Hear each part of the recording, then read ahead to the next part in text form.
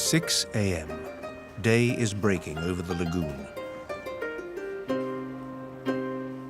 Venice lies between sea and sky. Slowly, the sunlight warms the walls. The town sleepily stretches her limbs. Little by little, Venice awakes. Life resumes in this town like no other. Venice is not easily accessible.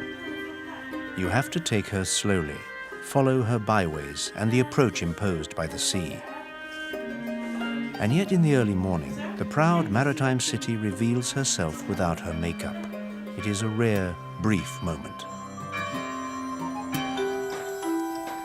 It's rush hour for the delivery men.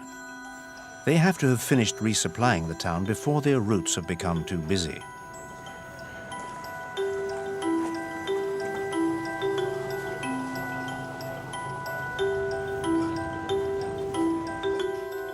And rubbish removal has to have been completed. Then the sun may rise on Venice and the show can begin.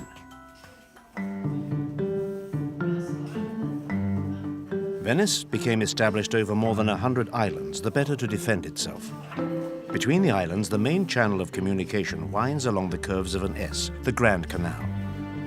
Along its sides, it is joined by many other canals, both small and large. The buildings of Venice are precariously balanced. They stand on a veritable forest of wooden piles buried in a clay soil saturated with salt water. For centuries, the town has fought against erosion and attempted to consolidate its foundations.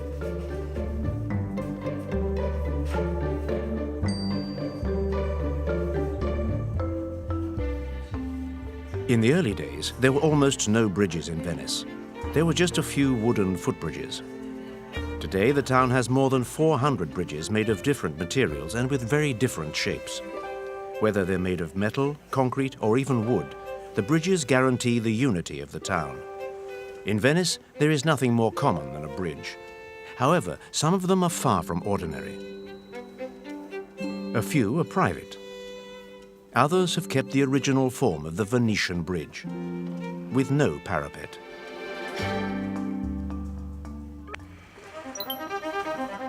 The history of Venice is written in stone. The founders of the town were fleeing the continent and its barbarian invasions. It soon became a link between the East and the West. By combining skills and intelligence, Venice rose to head a powerful empire. Everything bears witness to the formidable ambitions of the town, which first caught up and then overtook Byzantium. By assimilating the different cultures of its neighbors and its rivals, it gradually created its own style with its personal lines and designs.